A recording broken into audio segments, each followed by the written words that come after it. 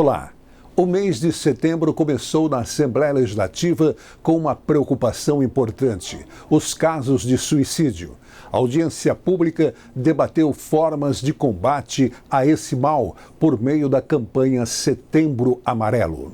A Casa de Leis realizou a abertura oficial do Setembro Amarelo, mês de prevenção ao suicídio e preservação da vida. O deputado Herculano Borges, do Solidariedade, foi o proponente da audiência pública e mediador dos debates, que contou com a presença de representantes do governo estadual, das igrejas católica e evangélica, da comunidade espírita, além de profissionais da área da saúde. Mato Grosso do Sul é o terceiro lugar do ranking de casos de suicídio, o que vem sendo alvo de muitas ações da sociedade, que vem se organizando para ajudar a identificar pessoas com pensamento suicida. Um exemplo é o Ministério da Escuta da Igreja Católica. Queremos trabalhar sobretudo na prevenção, porque a maioria das pessoas que chegam à ideação suicida, elas precisam de alguém que as ouça, que as acolha e que as entenda, sem julgamento, sem questão religiosa, sem princípios moralistas, digamos assim. Simplesmente as acolha do jeito que são, as valorize, e grande parte dessas pessoas são capazes depois de dar o salto na direção da vida. Outro exemplo vem da Federação Espírita de Mato Grosso do Sul, que também faz uma campanha mundial de enfrentamento ao suicídio, além de ter um trabalho social, de prevenção e de acompanhamento das famílias que perderam um ente querido. E dentre essas campanhas existe aquela que nos leva a refletir sobre o suicídio.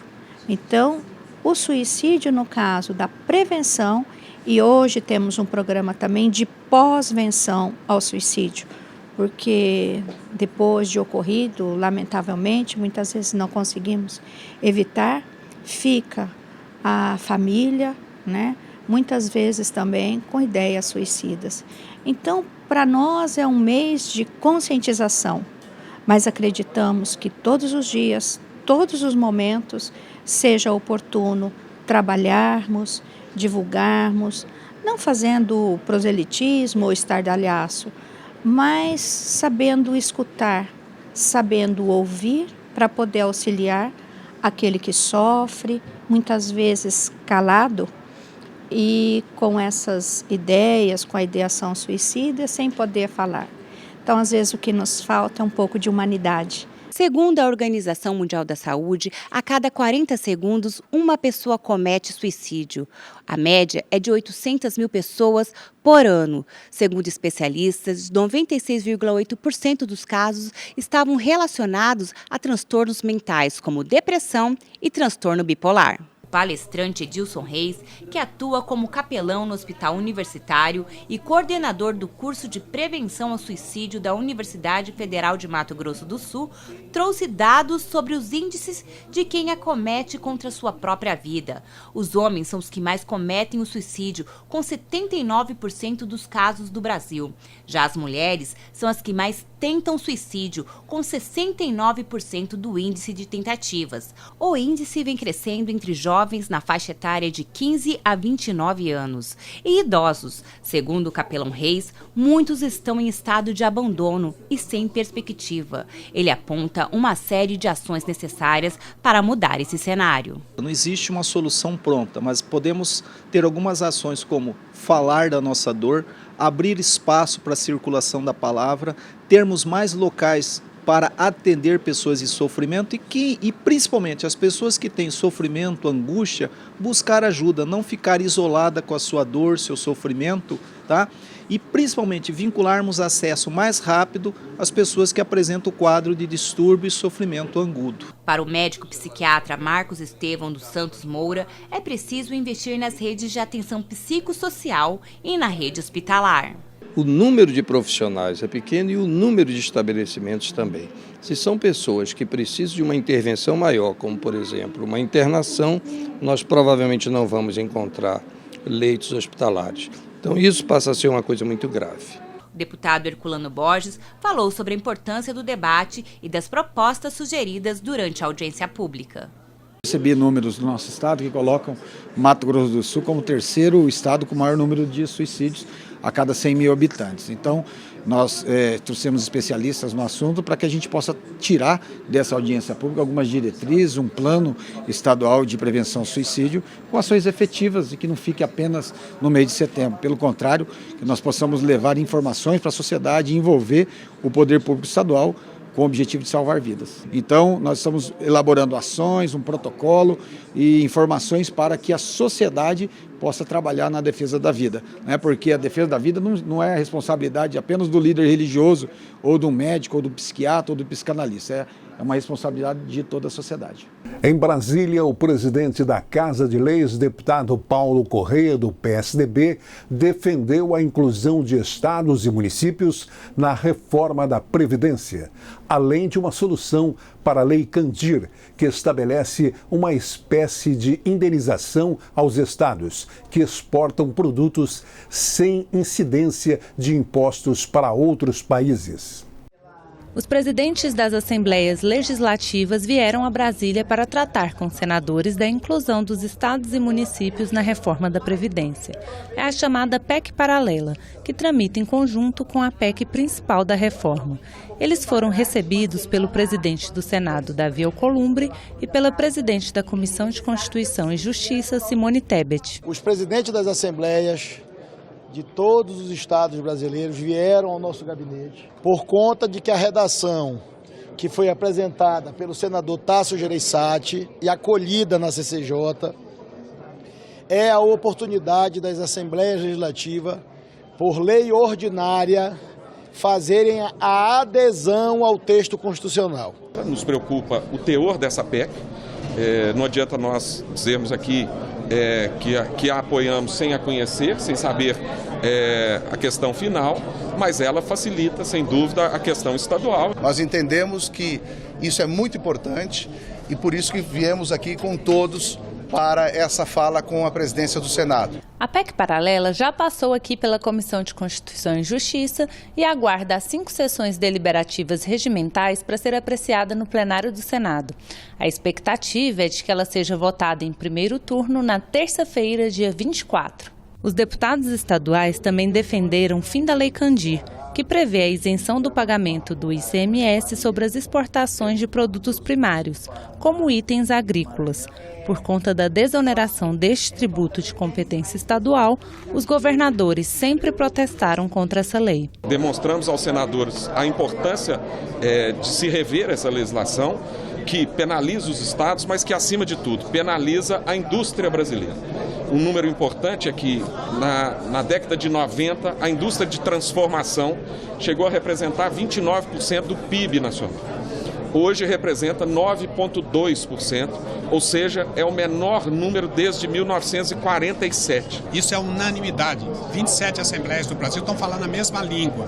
Não pode fingir que está pagando e não pagar nada. E o Estado está bancando a balança comercial do país e tendo que tem dívida com o governo federal. Então é basicamente isso. Nós queremos receber a nossa parte. O que nós queremos é que cada estado possa fazer a sua legislação em relação a esse tema. Condenados por racismo não poderão tomar posse em cargos públicos no Estado, seja ele comissionado ou efetivo. A medida foi apresentada e analisada pelos deputados no segundo semestre. O deputado Felipe Orro, do PSDB, defendeu na tribuna seu projeto que veda a nomeação na administração pública direta e indireta em todos os poderes do Estado, pessoas condenadas por crime de racismo. Para o parlamentar, a medida é mais uma alternativa para o enfrentamento à crescente onda de crimes de ódio e intolerância. Nós entramos com esse projeto de lei proibindo a contratação em cargos efetivos e também os de livre nomeação no âmbito do Estado de Mato Grosso do Sul, em todos os poderes, de pessoas que tenham sido condenadas pela Lei 7716, que completa 30 anos esse ano 2019. Após 30 anos ainda temos crimes de racismo, de homofobia, de intolerância religiosa, intolerância étnica. E esses crimes de ódio, esses crimes de racismo, eles têm que ser coibidos. Nós vivemos numa sociedade plural plural, que temos representantes de todas as etnias, dos grupos sociais, das religiões, imigrantes, etc., pessoas de outras nacionalidades, praticamente do mundo todo. Aqui no Brasil é formado pela miscigenação. Esse projeto visa coibir ainda mais essa intolerância, esse crime de ódio. O deputado Pedro Kemp, do PT, apresentou um projeto que altera o texto da Lei 1810 de 1997, que dispõe sobre a suspensão da cobrança do Imposto sobre Propriedade de Veículos IPVA e inclui a hipótese de propriedade indébita. A proposta é uma reivindicação de contribuintes que tiveram seus veículos apropriados indevidamente e se sentiam prejudicados em continuar realizando o pagamento do IPVA sem usufruir do bem. Atualmente, a lei prevê a suspensão da cobrança nos seguintes casos: inutilização, perda, perecimento, furto ou roubo de veículo. Já existe uma lei prevendo alguns casos em que a pessoa, comprovando que não tem mais o veículo, ela deixa de pagar, né? Nós estamos acrescentando outras situações, né, para que a lei possa beneficiar, de fato, todos aqueles que tiveram prejuízos, né, que perderam seu veículo e possam, assim, deixar de pagar esse imposto. Porque nós fizemos um estudo, de fato, a lei existente hoje, ela não está abrangendo todas essas situações. Então, nós completamos a lei, na verdade, estamos fazendo uma emenda, né, para que a lei possa contemplar todas essas situações. Outro projeto apresentado é de autoria do deputado Marçal Filho, do PSDB, que obriga estabelecimentos de ensino e de saúde de notificar em casos suspeitos ou comprovados de tentativa de suicídio e automutilação. A notificação ela é sigilosa e tem a intenção de fazer um mapeamento atual para desenvolver ações e políticas públicas. Ações em assistência social são praticamente todas executadas pelos municípios. Os desafios das cidades foram discutidos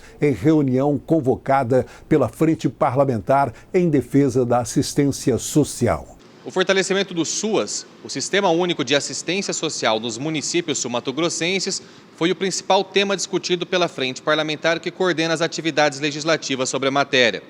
Por isso, representantes de diversos órgãos estaduais e municipais lotaram o plenarinho Nelito Câmara, a fim de debater estratégias que ampliem a interlocução entre os poderes públicos em suas diversas esferas.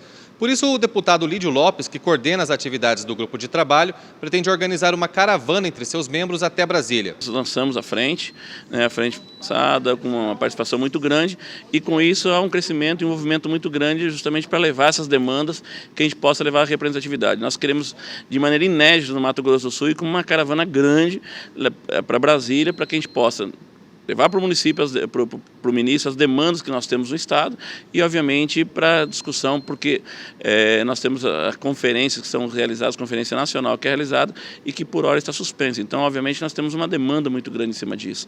E essa demanda, então, tem que ser levada direto para o ministro para que a gente possa resolver os problemas, não só de Campo Grande, como do Mato Grosso do Sul por um todo. O psicólogo Robson Antunes, lotado na Secretaria de Assistência Social, a SEDAST, avaliou de que forma a frente estadual pode dialogar com a frente a ser instalada no Congresso Nacional. O Estado, junto com a secretária de Estado, que hoje é presidente do Fórum Nacional dos Secretários de Assistência Social, junto com a nossa presidente também do CONGEMAS, né, que é o colegiado municipal dos secretários municipais de assistência social, eles fazem essa articulação dentro da frente parlamentar, que é mais um espaço dentro das instâncias do SUAS, né?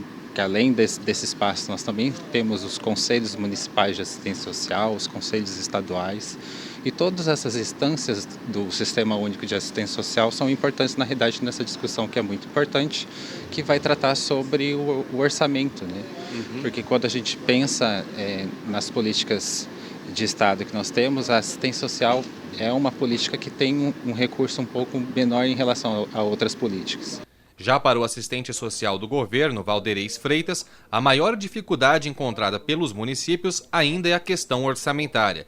Dessa forma, o papel desempenhado pela Casa de Leis através das emendas parlamentares é fundamental para a continuidade dos serviços nas cidades. Através das emendas parlamentares, né, que os municípios muitas vezes recorrem aos seus deputados, para que isso possa favorecer e aumentar o recurso junto aos municípios para o atendimento das famílias em situação de vulnerabilidade. né? Essas emendas favorecem na compra de carros, no aumento, na ampliação de CRAS, CREAS, né? Os CRAS são o Centro de Referência de Assistência Social e os CREAS são o Centro de Referência especializado em assistência social.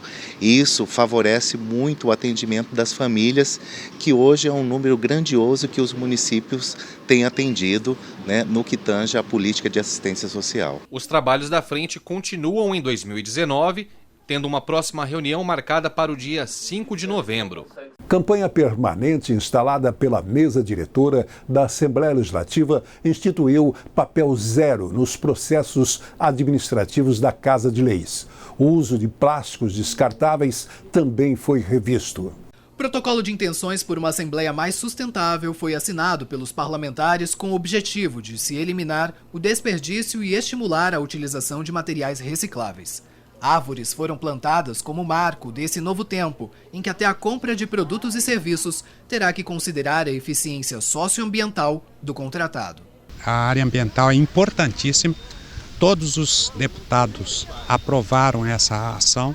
Essa ação é simbólica. Nós estamos fazendo uma Assembleia com papel zero. Não é do noite para o dia. Nós estamos tentando fazer plástico zero.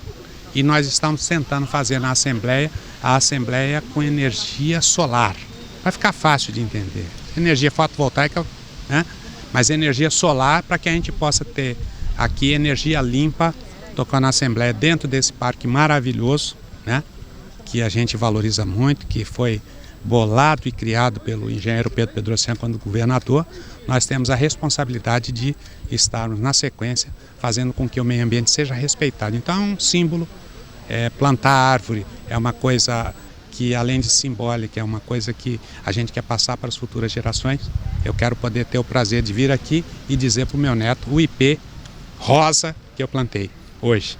E assim os senhores deputados também fizeram esse mesmo ato. Então é um gesto simbólico da Assembleia Legislativa nos 40 anos da primeira Constituinte do Estado de Mato Grosso do Sul. O plantio de pés pelos deputados reafirma o compromisso da Casa de Leis com a sustentabilidade. O desafio agora será reduzir papel e plástico, o que pode refletir em uma economia de até R$100 mil por mês. É a nossa meta. Começamos já, primeira coisa, ordem do dia, já vem no telefone celular. Cada deputado acessa, não existe nenhum deputado que reclame que seja pautado uma coisa que não estava pautada. Tudo que é feito vem no telefone celular, é analisado, os projetos todos. Economizou uma montanha de papel que a gente fazia. Esse é um primeiro passo. Você fazer todo o sistema da casa, caseiro, né, com gente da nossa casa. Nós temos aqui um serviço de informática, dá um pouco de trabalho, né? E a outra é o plástico zero, que numa primeira pegada só de copinho a gente pode economizar R$45 mil. E nós vamos tentar fazer as canecas para os funcionários, né? E também o copo de papel em lugar do copo de plástico, porque o copo de papel é reciclável, o copo de plástico não é. Então, nós já estamos em campanha para fazer isso. É mais caro no primeiro momento, mas o meio ambiente agradece. Educadores físicos foram homenageados pela Assembleia Legislativa. A celebração aconteceu em alusão do Dia desse Profissional, comemorado sempre no dia 1º de setembro. A Semana do Profissional de Educação Física, instituída por lei estadual, geralmente é realizada na semana de 1º de setembro, quando se comemora o Dia Nacional destes profissionais. Em alusão às ações, a Alemes, por proposição do deputado Herculano Borges, realizou sessão solene no plenário Júlio Maia. De acordo com o proponente, o evento é muito importante para a categoria. Uma profissão que muitas vezes era levada de forma pejorativa por ser uma profissão em que nós, professores de educação física, profissionais de educação física, geralmente nós estávamos vestidos de uma forma diferente dos demais profissionais. E as outras profissões e as outras pessoas, às vezes, não davam o devido valor ao profissional de educação física. E na faculdade, as pessoas falavam, essa é a profissão do futuro.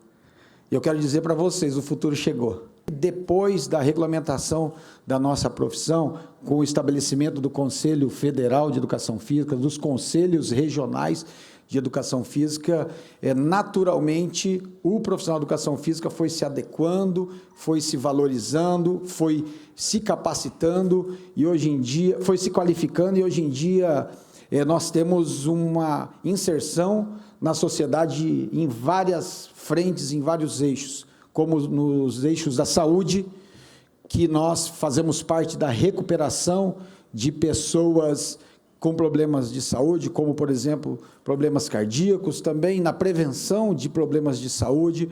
Nós estamos também nos parques, nós estamos nos hospitais, como eu já disse, estamos nos hotéis, trabalhando com recreação, nós estamos com os cientistas, trabalhando em projetos científicos. Então, eu acredito que essa questão da regulamentação da profissão nos ajudou muito para que, como eu disse, esse futuro pudesse chegar.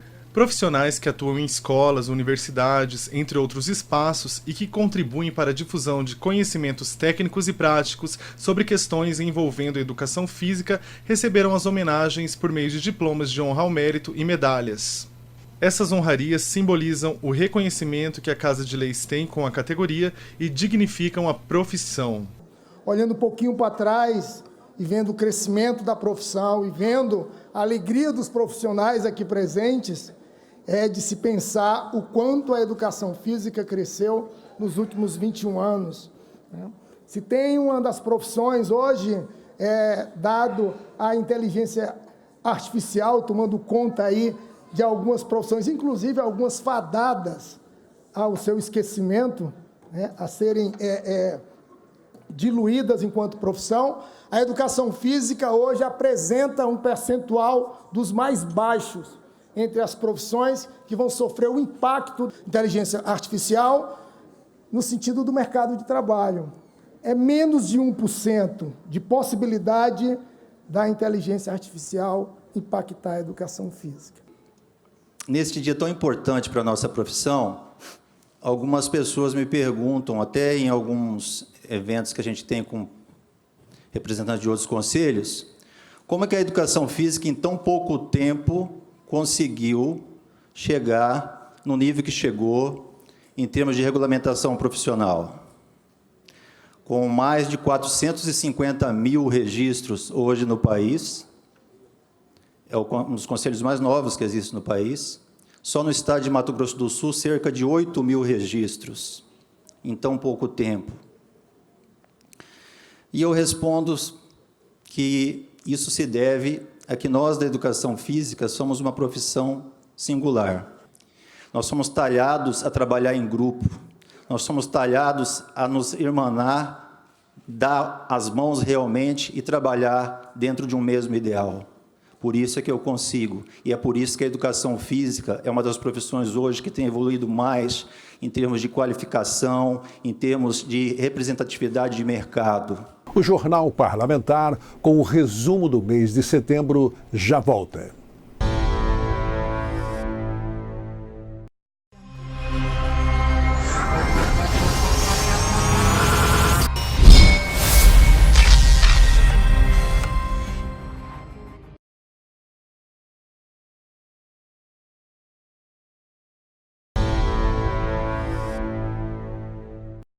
Quadras esportivas públicas deverão contar com medidas oficiais. Essa ideia de um projeto de lei apresentado que quer evitar marcações fora do padrão em escolas do Estado. O projeto foi elaborado para garantir que as escolas estaduais possam participar de competições que exijam medidas oficiais de quadras esportivas. O deputado Herculano Borges, do Solidariedade, acompanhou os jogos escolares e constatou que vários municípios ficaram fora do torneio por não terem quadras oficiais e com boas condições. A partir de agora, os municípios do nosso interior e também aqui na capital, que tiverem obras do governo do estado, como praças e como escolas, possam fazer essas quadras poliesportivas com as medidas oficiais, tanto do futsal, do vôlei, do handebol e do basquete. Quadras poliesportivas e também que tenham arquibancadas. Eu notei que no interior, em especial, alguns municípios não podem receber os jogos escolares por conta de instalações apropriadas e também que tenha assinatura como responsável técnico um profissional de educação física. Às vezes fazem alguns ginásios, algumas quadras bonitas, mas sem viabilidade técnica, subutilizado, né, com dimensões erradas. Então, é uma forma de valorizar o profissional de educação física. Já o deputado Lídio Lopes, do Patriota, apresentou projeto de lei que pretende alterar a lei complementar que dispõe sobre o ICMS ecológico, que entre os vários percentuais de divisão, estabelece o rateio de 5% entre os municípios que tenham parte de seu território integrando terras indígenas homologadas. A nova redação proposta insere também as áreas indígenas demarcadas. Atualmente, apenas 5 municípios recebem o ICMS ecológico. Com a medida, outros municípios serão contemplados, o que deve gerar mais renda e movimentar a economia. Nós queremos que o ICMS ecológico ele atinja a terra demarcada e assim como é feito com as terras homologadas. Com isso, nós aumentaremos o índice para os municípios, né, e excluindo disso as terras invadidas, porque a grande preocupação do governo do estado e também dos municípios é que com isso vai estimular a invasão de terras. Muito pelo contrário, nesse projeto nós indicamos as terras invadidas, elas estão fora da questão do índice ICMS. Uma articulação entre deputados estaduais e federais pretende garantir para 2020 recursos para o asfaltamento da MS 444, trecho que liga os municípios de Silvíria e Inocência. A rodovia MS 444 exerce papel importante na economia de Mato Grosso do Sul, afinal, em suas margens estão localizadas quase 60% das plantações de eucalipto que atendem gigantes da celulose como Fibra e Eldorado, além de possuir mais de 200 propriedades e 3 assentamentos rurais. Sua importância e a necessidade de asfaltamento, numa extensão de quase 46 quilômetros, foram destacadas. A MS 444 é uma via de importante estratégia, porque além dos agricultores familiares, que também vai ajudar a abastecer 3 assentamentos, o Alecrim, o São Joaquim e o Canoas, também vai dar um desafogamento em outras BR, a 158, a 262, e também trazer para a bacia ali do intermodal de Aparecido e Taboado, que vai favorecer também o escoamento do eucalipto, tanto da Fibra quanto da Eldorado. A Green Plaque também, que está aqui em Água Clara, isso tudo, aquele polo ali que hoje todos pegam a matéria-prima que é o eucalipto. Então, vai ser de importante valia para nós. São 45 quilômetros e 800, quase 46 quilômetros. Eu acredito que uma obra em torno de 45 a 50 milhões. Falamos com o deputado Paulo Correia, fizemos contato com o deputado Gerson Claro, deputado Rinaldo, deputado Onevan e deputados federais também, Vander, a Rose e o Beto, e fizemos essa pauta para ver se a gente juntamente criasse uma musculatura maior junto ao governo para que se colocasse no orçamento do ano que vem. A Assembleia Legislativa, por meio do presidente Paulo Correia e mais 5 deputados estaduais com bases na região do Bolsão, está comprometida com a causa. Fizemos o compromisso de estar fazendo a emenda ao orçamento, mas a gente sabe que o orçamento é uma peça de ficção científica no primeiro momento. Ela depende muito de arrecadação, depende muito de desejo do governo. Vamos continuar fazendo a articulação com outro prefeito da região, o Zé Arnaldo Ferreira de Melo, que é o prefeito do município de Inocência, que é onde vai a 444 e entroncar com a MS que tem lá na nossa região, que é a MS 112, em Inocência. Então, se houver 2 prioridades na mesma região, entendo que o governador é sensível a esse tipo de solicitação, pelo menos 5 a 10 quilômetros de cada lado pode sair, a depender do desejo do governo e a depender da arrecadação, que esse ano foi uma arrecadação muito pífia para a gente fazer qualquer tipo de compromisso. O deputado federal por Mato Grosso do Sul, Vander Loubé, do PT, visitou recentemente a região do Bolsão e trouxe a demanda à Assembleia Legislativa. O movimento em apoio à pavimentação também conta com a adesão dos deputados federais Rose Modesto e Beto Pereira, ambos do PSDB. Fruto de uma visita que eu fiz na região, falei com o prefeito Fernando, como trata-se de uma MS a 444, né? Nós tiramos de fazermos essa reunião com o presidente da Assembleia, tem à disposição do governador de fazer essa rodovia. Queremos é garantir no orçamento do ano que vem, né? Acho que tiramos uma estratégia aqui, que eu tenho certeza que vai dar certo, e depois fazer todo o envolvimento político na liberação, começar essa obra, se Deus quiser, o ano que vem. O deputado estadual João Henrique, do PL, comemora a união entre a Lemes e Bancada Federal de Mato Grosso do Sul para transformar em realidade o sonho da pavimentação asfáltica na MS 444. Eu fico muito feliz de poder participar de uma reunião como essa e, através dessa reunião, nós conseguimos uma saída criativa para poder impulsionar e garantir realmente, de verdade, o municipalismo, né, que é prestigiando, implementando no orçamento, através de um compromisso dos 5 deputados estaduais que aqui estavam, para que possamos viabilizar o asfaltamento da rodovia que liga Selvíria até aqui a MS 444 até a MS 112, que vai ligar até Inocência. Isso vai não só alavancar, desafogar, reduzir acidentes da BR-158, como nós vamos conseguir, sem dúvida, se isso for realizado através dessa construção importante que foi feita por essa reunião marcada através do prefeito e do presidente Paulo Corrêa, nós vamos conseguir melhorar, alavancar a produção do estado de Mato Grosso do Sul. Em setembro, após uma articulação da UNALI, começou a ser analisado o projeto de resolução de sugestão de PEC ao Congresso Nacional, que pode conceder imunidade tributária previdenciária a unidades de saúde públicas de todo o país. O deputado Marçal Filho, do PSDB, apresentou um projeto de resolução que estende a esses estabelecimentos de saúde que atendem integralmente pelo SUS a concessão de imunidade tributária de contribuição da Seguridade Social. A iniciativa faz parte do movimento nacional das Assembleias Legislativas. A instituição pública, seja o hospital, a unidade de pronto atendimento, a unidade de saúde, tem a isenção tributária. Nós temos hoje as entidades filantrópicas que atendem a maioria da população. 60% da população brasileira é atendida pelas entidades filantrópicas que já possuem isenção tributária. No entanto, os hospitais públicos, as unidades de saúde públicas, não têm essa isenção. E, na minha opinião, isso é incoerente, é uma contradição, já que nós estamos num momento muito difícil de falta de dinheiro na área da saúde. Então, se o governo federal isentar esses entes públicos que cuidam da área da saúde, certamente vai sobrar mais dinheiro para o atendimento à população. Já o deputado Capitão Contar, do PSL, apresentou um projeto de lei que proíbe a exposição de crianças e adolescentes a manifestações culturais que possam contribuir para a erotização precoce dentro do ambiente escolar. O objetivo do projeto de lei que apresentei hoje justamente é a proteção da criança no ambiente escolar.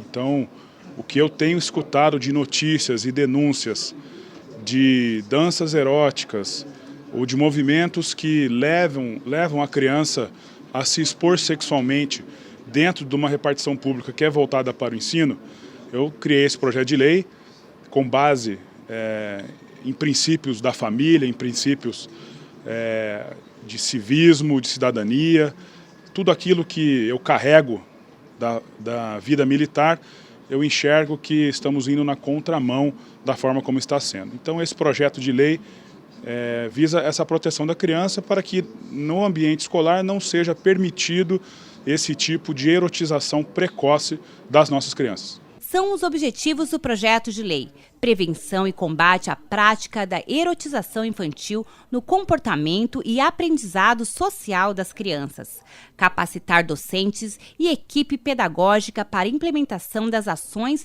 de discussão, prevenção, orientação e solução do problema, encaminhar os envolvidos em situação de erotização precoce para receberem instruções, envolver a família no processo de construção do combate à erotização infantil. Seja numa dança, seja numa música, seja no intervalo da sala de aula. E na lei também estaremos protegendo os pais que podem denunciar se na escola do seu filho está tendo esse tipo de atitude. Apresentações de medidas de proteção às unidades de conservação ambiental de Mato Grosso do Sul. Essa foi a pauta de reunião da Frente Parlamentar dedicada ao tema. A Frente Parlamentar para o Desenvolvimento das Unidades de Conservação Ambiental promoveu mais uma reunião ordinária na Assembleia Legislativa, desta vez para discutir a preservação de 2 parques localizados no estado. Para o coordenador do grupo de trabalho, deputado Renato Câmara, do MDB, as discussões travadas na frente são imprescindíveis para que outras ações do poder público possam se concretizar. Um patrimônio, os parques estaduais, um patrimônio do estado do Mato Grosso do Sul e que precisa cumprir a sua função, e nós, aqui na Frente Parlamentar, temos buscado contribuir e trazer esse debate para a Assembleia Legislativa para que, juntos com os demais deputados que também têm essa bandeira como prioritária. A reunião contou com a apresentação de algumas palestras pelos representantes das entidades envolvidas nessa discussão, como Leonardo Tostes, gerente do IMASU, que falou sobre o sistema jurídico construído para a proteção dessas unidades. De acordo com ele, o trabalho desenvolvido pela frente pode contribuir principalmente na atualização das normas vigentes. Nós acreditamos que a frente pode contribuir, no sentido de que nós precisamos atualizar algumas dessas normas, por mais que elas são normas já bastante modernas. O estado de Mato Grosso do Sul é um estado que ele tem um avanço nessa legislação, por exemplo, o próprio ICMS ecológico, né? Mas quando a gente trata essas normas de uma maneira a inovar, a trazer coisas novas, nós podemos criar ali um arcabouço de legislações com a frente, obviamente, discutindo as melhores formas para fazer com que a gestão das unidades de conservação possa acontecer de maneira efetiva no estado. Após sua explicação, os membros da frente puderam aprender um pouco sobre o Parque Estadual das Várzeas do Rio Ivinhema, inaugurado em 1998 e que pode começar a receber turistas em breve. O gestor do parque, Reginaldo Oliveira, falou sobre essa possibilidade. No momento, nós estamos fazendo visitas esporádicas para tanto que as pessoas possam conhecer aos poucos e a gente também possa ver o comportamento do turista, o que agrada o turista, o que não agrada o turista também, para a gente ter essa ideia. E também já estamos com uma minuta pronta de uma portaria para que até o fim desse ano ou início do próximo ano a gente já possa abrir definitivamente para o turismo. Por fim, André Luiz Siqueiro, diretor do ECOA, organização não governamental fundada há 30 anos em Mato Grosso do Sul, pleiteou a realização de uma audiência pública para discutir a situação jurídica do Parque Nacional da Bodoquena, que tem a sua destituição atualmente discutida na Justiça Federal. A ideia é que a Frente Parlamentar encabece uma audiência pública nas próximas semanas, onde a gente traga alguns especialistas para discutir a regularização fundiária do parque.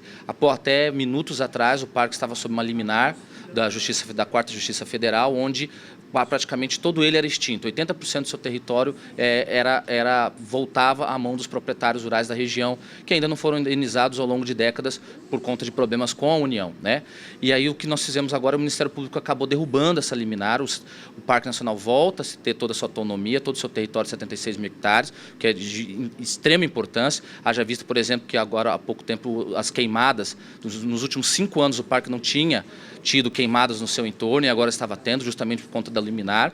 E a ideia agora é a gente chamar o produtor rural do nosso lado, ou seja, como os estados, o governo estadual e a União conseguem agilizar os processos de regularização fundiária para aquela unidade. Forças militares e civis foram homenageadas em sessão solene na Assembleia Legislativa por seus trabalhos em defesa da segurança de todos os sul-mato-grossenses. Profissionais da segurança pública foram homenageados durante a sessão solene em que foi entregue a medalha Jair da Cruz Abreu Rousbach. Criada por resolução em 2013 pelo deputado Cabalmi, do PT, ela relembra o legado do sargento da Polícia Militar que faleceu em 1989, vítima de acidente de trânsito no exercício de sua função. Procurei dar o nome da medalha, não que nós não temos outros heróis também que são merecedores, mas isso pela convivência e pelo trabalho que ele prestava, não só a Polícia Militar, mas de uma forma em geral, fazendo um social e também nos representando muito bem, chegando a ir até a São Silvestre, uma das melhores representações que nós tivemos da São Silvestre até hoje foi com o sargento Rousbach. Por isso, o nome da medalha.